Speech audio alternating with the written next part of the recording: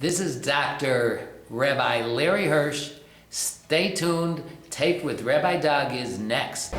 We're gonna see Rabbi Doug. We're gonna see Rabbi Doug. We're gonna see Rabbi Doug on your TV tonight. But Daddy, I want to watch Monday Night Football. Forget about Monday Night Football. There's no other thing we're going to watch on Monday but Rabbi Doug. Yeah, Rabbi Doug on TV tonight. We're going to see Rabbi Doug. Oh, everybody talk about Doug. Shalom and welcome to Taped with Rabbi Doug.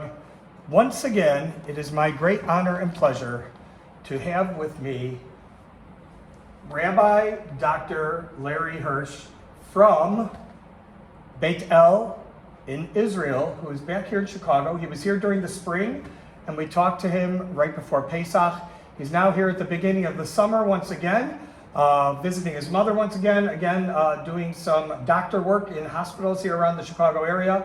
And he has an interesting subject for us to talk to this summer. And I'm going to give you the floor and tell us, why are we talking about Soviet Jewry? And what is the content that this is so passionate to you? Okay, well, we're talking about it because two books recently came out about the struggle to free the Soviet Jews. One by a Chicagoan who's living right here in West Rogers Park, Pamela Cohn, called Hidden Heroes. The heroes being both the Russian Jews who started the struggle to bring the Iron Curtain down and poke holes in it and let Jews out, as well as the people who helped from outside, world Jewry, United States, Great Britain, Canada, France, Australia, and we'll talk about those Jews too. That was one book. Pamela Cohn was, back in the late 70s, 77 or so, a housewife in Deerfield, and got involved, when she heard about the Soviet Jewry struggle, got a group of housewives together in her kitchen, and pretty soon she became the co-chair of the Council of Unions for Soviet Jewry. Now, that's one book that came out. The other book that came out is this one. This is by a man that I know as Alexander Sasha Chomiansky, who he ran a ring, a very desperate ring, wanted by the Soviet government because he was doing something totally illegal. The title of the book is The Voice of Silence. The Voice of Silence. Is it his voice we're talking about? Whose voice is the voice that we're talking about here? Okay. Or is it the voice of Soviet Jewry? Okay, The Voice of Silence, and we'll get to that, is Elie Wiesel's Jews of Silence. That the Jews behind the Soviet curtain were silent. Now, Wiesel wrote this book back in '65. The Jews were behind the Soviet Union had no voice, but that the world Jewry was silent. So we're two silent populations of Jews. Now, this is very, of course, timely today because what's going on in Ukraine, with Russia's attacking Ukraine, and the false claims of the Ukrainians, which has a Jewish president, being a Nazi-like of the Russians, being a Nazi-like country, and just crazy things like that. So this brings it to be a little pertinent today as well, talking about Soviet Jewry and what's going on. Okay, so Chomiansky was running a ring of teachers throughout Western Soviet Union. He had an underling who many of you may know, Julie Edelstein, is still a member of parliament, has been ministers in various governments. He was in charge of Minsk and Kharkov, meaning Belarus and Ukraine, and Chomiansky was in charge of the rest starting around 78, and eventually I met him at 12:30 in the morning, June 2nd, 1981, in the Moscow apartment of his parents. What were you doing in Russia? Okay, so let's explain. Which was the USSR at that time. Yeah, still. so I think to understand what was going on, you have to understand what the USSR was. Tsarist Russia, pogroms, Jews starting to get out. By the 1880s, many Jews were flooding to get to New York, and come to the States and go to other countries. Including my family in the early 1900s. But there were pogroms all through the late 1800s, 1905 Kishinev, and then the Soviet Revolution, the Communist Revolution, 1917. Everybody's going to be equal, or so they claimed. By 1921, 22, Lenin gives way to Stalin, but both Lenin and Stalin were lining up rabbis, shochtim, ritual slaughterers, moalim, circumcisers against the wall and shooting them. Hebrew was outlawed because it was the language of the Zionists, and the Zionists were counter-revolutionary, reactionaries. No nationalism was allowed in the Soviet Union except for communist Russian. So Hebrew was outlawed, and this went on 20s, 30s, 40s. You either were lined up, promising 17, 18-year-old yeshiva boys would disappear, either shot or in the gulag of prisons and never seen again, or by the 40s and 50s just disappear in some insane asylum somewhere and never be heard again. That end, Jews could not get out. Okay? Now, when things rolled around to 47, something amazing happened. Golda Meir showed up. She was the foreign minister of the Jewish Agency, which was the fledgling government of Israel. She showed up right at the end of 47. Before Israel became a state. Before it was a state. But she showed up right at the time of the UN Chavtet November, 29th November 1947, the UN partition. And all of a sudden, tens of thousands, wherever she went, Jews in Leningrad, and which is now St. Petersburg, and Moscow showed up, and Stalin was incensed because he was sure 3 decades of not allowing Jewish education and doing what he had done had eliminated Jewish nationalism and identity, and here were all these Jews. Things got much worse. Now, not just Hebrew was outlawed, Yiddish was outlawed, but really outlawed. Yiddish actors, Yiddish teachers lined up against the wall and shot. The man got more and more paranoid until in 52, 53, the doctors plot, and he had 50-something doctors who were about to be sentenced to death for supposedly trying to poison higher echelon communist figures.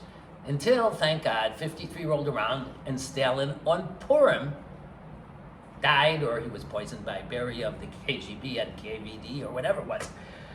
And then things opened up a little, but just a little, not much under Khrushchev. Khrushchev attacked Stalin's policies, but things weren't really much better until things started really moving in 65. Elie Wiesel wrote that book, The Jews of Silence, that the Jews in Russia had no voice, but the Jews in the United States and UK, Great Britain and Canada, Australia, the Jews, France, who could open their mouths, weren't doing anything. This is a repeat of what he had suffered in World War II, where the Jews just didn't raise their voice. Okay, and then 67. And I want to read, 67 was, I want to read to you what Chomiansky said about that 67 war. And he says that Soviet Jewry was turned upside down. We realized that we too had our own country and not this one. Furthermore, that country was a powerhouse. And Soviet Jews felt for the first time in their lives that being Jewish was a good thing, because they all were stamped on their identity card Yid. And, Chomiansky writes how when he was a 6-year-old and found out he was Jewish, he was crying because that was, a swear word. Then 67, Karlibach starts getting in the act, shows up on Simchas Torah, Am Yisrael Chai, Am Yisrael Chai, and the Soviet Jews are revved up. So much so that in 1971, another figure that many people I think know about, Yosef Mendelevich and 10 others. Been a guest on my TV show before? They probably told a story, tried to hijack. They hired a plane. They were just 12, They were arrested. 11 of them plus the pilot. They weren't hijacking innocents. And they were going to fly a plane out of the Soviet Union, I think Leningrad area, into Finland. and they were arrested before they ever got off the ground. There was an original death sentence, all of which was commuted because of uproars. And the uproar is really what gets us into our story. Right after Mendelevich, there was a trickle of Soviet Jews coming out, early 70s. And people on two fronts. One front had been established already in the 50s with the Israeli government, a guy named Nehemiah Lavon, and Pamela Cohn does not write nicely about his office, that took care of contacting Soviet Jews and trying to get them out. And also in the 50s, a quiet man from Kibbutz Sad named Aryeh Kroll started contacting UK Britons and Jews and anybody without an Israeli passport, Americans, sending them into the Soviet Union with two missions. One, get names of people who want to get out, and maybe we can find relatives in Israel for family reunification. Because the Soviets, when the trickle became even larger, were willing to let family reunification of Jews to Israel, but were not willing to let Jews leave for the capitalist Satan of the United States of America or Great Britain. So the Jews were working behind the Israelis, behind the scenes. Kroll eventually sent more than 1,000 of his tourists in. I was one of them. And with two missions: get names of people, and if we can't find an Israeli relative, we'll invent a fake Israeli relative. And on the other hand, also to meet people like Chomiansky and give them goods. So this was how long after you had gone on Aliyah from Chicago to Israel? Way before, 1981. So I didn't before- make so this is Aliyah before till that. 89. I was 30 years old. Uh-huh. Okay, so what happened You was... came from Chicago to do this. Yes. Now, the other issue was to get items. One, Jewish books, tefillin and that kind of thing, phylacteries, and Jewish teaching materials. And also, we were given, when we met Kroll, myself and Dr. Ira Pollack met Aryeh Kroll 3 times in O'Hare Airport. And the first time we were told, just general stuff. Start learning as much Russian as you can. Eventually, we learned how to say the entire vocabulary of kosher foods in the Soviet Union. Tsemenia, chliab, ogorets, pomidor, udva, butilko, Pepsi Cola. Give me, please, bread, chliab. And we learned that there were 3 types of bread that didn't use animal fat and know how to identify them. Pomidors like French, tomatoes, cucumbers, and 2 bottles of Pepsi Cola, because Moscow and Leningrad in 1981 had a outbreak of the parasite Giardia, and Kroll did not want 2 Americans showing up there spending 17 days with diarrhea, and worse, it'd be a little embarrassing to doctors to do that. Ira had just graduated medical school, and I was 30, Ira was 26, I was married, he wasn't, which is going to be a factor later. That was the first meeting. The second meeting was a couple of months later, around March, where we were given lists of people that we were supposed to talk to. And this is a crucial aspect of the thing. In the 70s, as things started open, Golda Meir said, if we get anybody out from that Iron Curtain, the fact that a Soviet Jew was able to get out that fact has to be sealed behind 7 Iron Curtains of silence. The Israelis, and I understand, but I haven't seen it in print, but other people have told me, the Lubavitcher Rebbe also felt behind the scenes was the way to go to get people out. Don't make a ruckus. On the other hand, Pam Cohen and everybody else was Elie Wiesel and Rabbi Avi Weiss, who's very prominent in Pamela Cohen's book, many people. Even Meir Kahane, who started with the Never Again stuff. Meir Kahane had right here in 82 or 83, at the Museum of Science and Industry, had a very large Save Soviet Jewry rally outside the Museum of Science and Industry. So all these figures making noise, which eventually got the Jackson-Vanik Amendment. Now, you have to understand the Soviet Union. You got to tell us what the Jackson... Yes, and that's what I'm about to say. Soviet Union did not function. The average, no, not the average, every Soviet.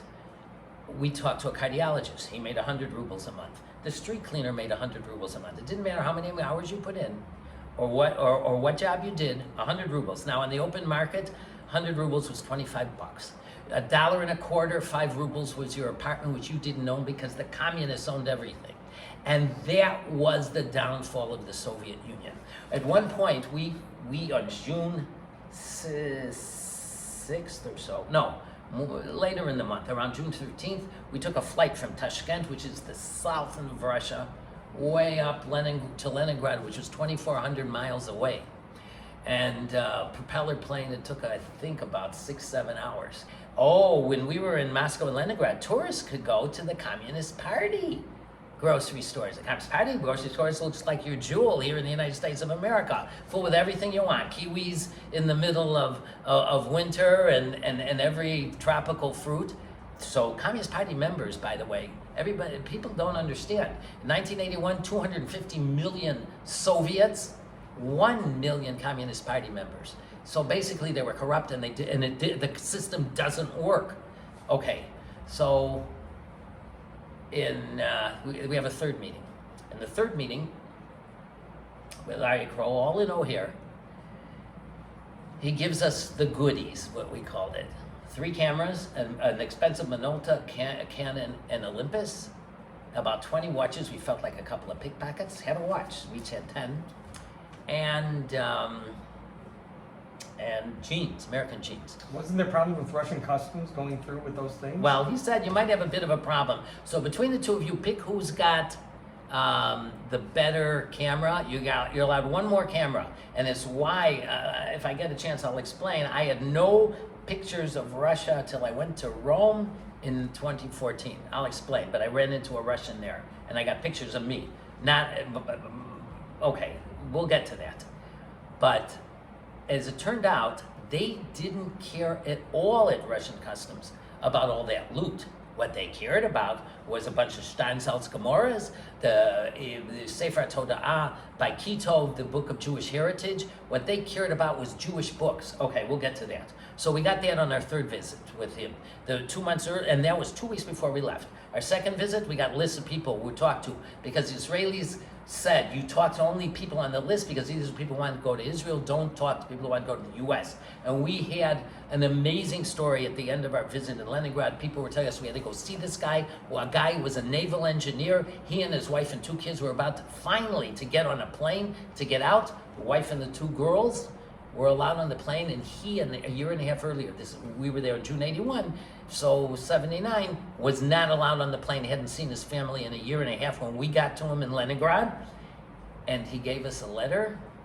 And why were all these people telling us you got to see this guy? He gave us a letter and some little Russian dolls. I lived at the time on Rockwell off of Pratt, and his right around wife, the corner from me. yes, and his wife was just east of Ezras, Israel, on Lunt, just east of California. Right, you Right can here, walk right here 1 minute to her apartment. In those days, 1 minute from here. Ira and I were crying when we delivered this stuff after we talked to her. Okay, I don't know what was in that letter, but okay. So we're taking off, and we have to meet. We have 1 night to meet Chomiatsi. Is this just out of curiosity? There weren't straight flights from Chicago into Russia at the time. We'll get there. We'll I get there. do We'll get wanna there. know how you got We'll get there. there. So we were to leave Chicago to New York. 2 college girls had been sent to Russia on Pesach and had been apparently beaten up by the KGB, and we were supposed to find out what had they done and don't do it. And we were supposed to go into Manhattan. B'nai Akiva had an office in a Manhattan office building. It doesn't have it anymore. And meet with them, find out from the horse's mouth what went on, and keep going. Well, we had 1 problem. And the 1 problem was the air traffic controllers strike of 1981. We got to Manhattan so late that 2 fellows met us on the curb. One was the brother of one of my old camp Mosheva, Wild Rose, the brother of Michael Joshua, met us. 2 guys, no time, you can't meet them, straight to the airport. The airport was a disaster of chaos because with all the flights backed up, all the traffic was backed up. We finally get on Kennedy the or plane. LaGuardia? We had flown into LaGuardia, and now we were going to Kennedy. We're on the plane, and the captain goes, we are number 99 to take off. We estimate we will be taking off in 4 hours, and this is your captain speaking. So after about 2 hours of sitting on the ground, we were supposed to go New York, Paris, Switch planes. on Air France, and switch planes Air France to Moscow. As I realized after a couple hours that we were going to miss our flight Paris to Moscow, so we had to get off, change. Paris to Moscow was now no kosher food, some rotten, ancient Aeroflot flight, and we got to Moscow more than 4 hours late. And we had one night to meet Khomeini, and the next morning we were flying off to the south, Tashkent, Uzbekistan. So we've been told separated customs, and indeed they asked all the books. I had like 17 books with me, and 2 of the cameras and watches. They didn't care about the other stuff, customs. But what's this book? Oh, this Steinsaltz, that's Friday night service. It's a Gemara, Talmud. What I was saying was baloney, because what's this Steinsaltz? It's a Gemara, Talmud. Oh, that's services for Saturday morning. What's this Steinsaltz? Saturday afternoon. This Steinsaltz, Saturday night. And we went through the same thing for Shavuos for 2 days, and each time I made up a stupid explanation, I got my book back. I get out off of customs. We've been told to split up because you might be doing it yourself. If they don't like one of your faces, and I was clean shaven because I had to take off my sphere beard because I had taken a picture for a visa with no beard. We had split up, and if they could easily keep one of you from entering the country, and then you do the whole thing as much as you can by yourself. So I saw no Ira Pollock, and there was a customs currency exchange type thing. I give $20, and I get 11.75 rubles. Now, 11.75 rubles, the $20 should have been on the open market international exchange, 80 rubles. I go, where's the rest? They go, there is no rest, which explains why there was a big black market. Obviously, they were manipulating their currency and cheating everybody. So I got in a huff, but 11.75 rubles was our undoing, almost. I take a cab in, meet Ira. Luckily, he's on the steps. I go, oh, thank God you're here. Listen, we were told, and he knew it, but listen, Ira, I only have 11.75 rubles. We were told not to make any phone calls except for public phones. The hotels are bugged. You cannot call Khomeini from the hotel, and a public phone is a 2 kopek piece or a 1, and I only got a 5. So, did you get any small change? I forgot to make change, he said. So we spent the next hour trying to get change. They told us at the hotel, go outside across the square. They refused to we were at the Ruzi Hotel, go to the Intourist, across the square. Now this is pre-Google and we had no maps. We walked 100 meters maybe down the street, and there was the square. We're in Moscow, Red Square with the Kremlin. We had no idea. All I'd ever seen was this with pictures of Khrushchev and everybody, and the missiles and the soldiers. We were like, holy cow, look where we are. And we're being followed by a big, tall guy with a white beard. He follows us across the square. The other guys refuse to make change. And at one point, we were trying to get change everywhere from a seltzer machine, which didn't give change. And it was plastic racks with glasses. You put your glass in, we got the seltzer, which we couldn't drink because of the Giardia, and only bottled water and Pezzicola. So we're stuck. And we didn't realize, and it was getting dark very late. It was now after 11:30 at night. So I said, let's go into the Moscow subway, and maybe we'll buy a ticket and get some change. So I'm about to slap the money down. I figure I'll buy a ticket, and I didn't know how much a ticket was. It wouldn't have been expensive, 5 kopek. Ira goes, no, give me the money, don't give me the money. And he slams the money down on the ticket sellers. She's got a counter and a turnstile, and Razmin, and then I look up at the wall, and there's 20 machines. Each one says Razmin, Razmin, Razmin. It was Razmin, change, change, change. And we finally get our 2 2s and a 1. Go up the stairs, go to the phone. The phone rings, a woman answers. I'm the American who's supposed to meet Alexander Komiyashi. Click, zzz, she hangs up. Second coin, same thing, click, zzz, hangs up. As she hangs up, the lady from downstairs walks up the stairs, closes an iron gate, locks it, and turns off the light. The Moscow subway closed at 12 midnight. And for 90 seconds, had we been delayed by the air traffic controller strike, for 90 seconds more, we never met Chomyamsky. 5 months of preparation down the drain. I make the phone call, he answers, we get in a cab, how much do you want? 10 rubles to go to that address, 24 Kaglarutska Street or something. And Whitebeard and 3 guys get in the car, follow us through Moscow. We get there, and the cab driver goes, he wants 5 rubles.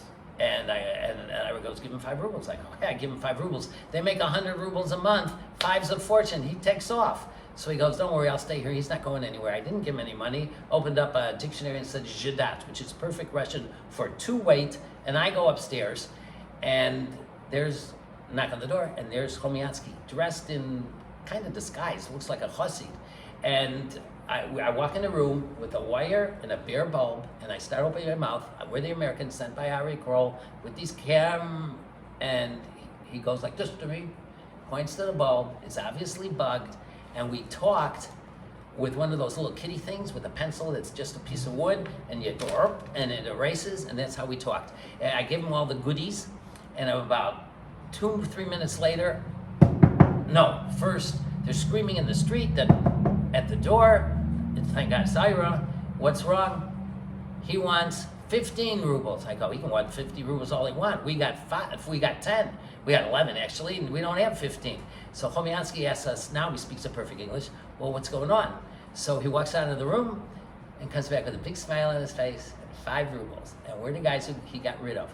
Well, the end of this part of the story, in 1999, Jerusalem Post, Friday magazine, has a picture of Chomyansky he's now running in Ma'ale Adumim, Israel, to the east of Jerusalem, a think tank for Russian inventors.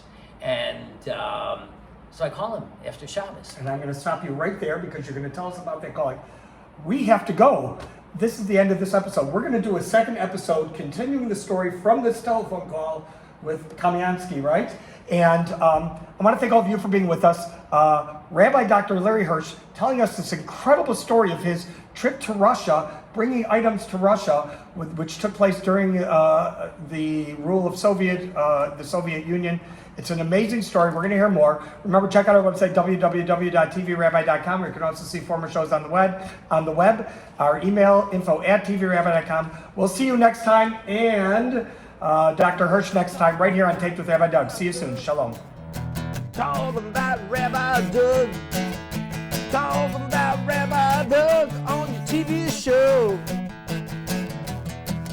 Well, he's the rabbi for me. Anytime you need. You're gonna get married or you're gonna die. Gonna see Rabbi Doug. And I'm talking about Rabbi Doug.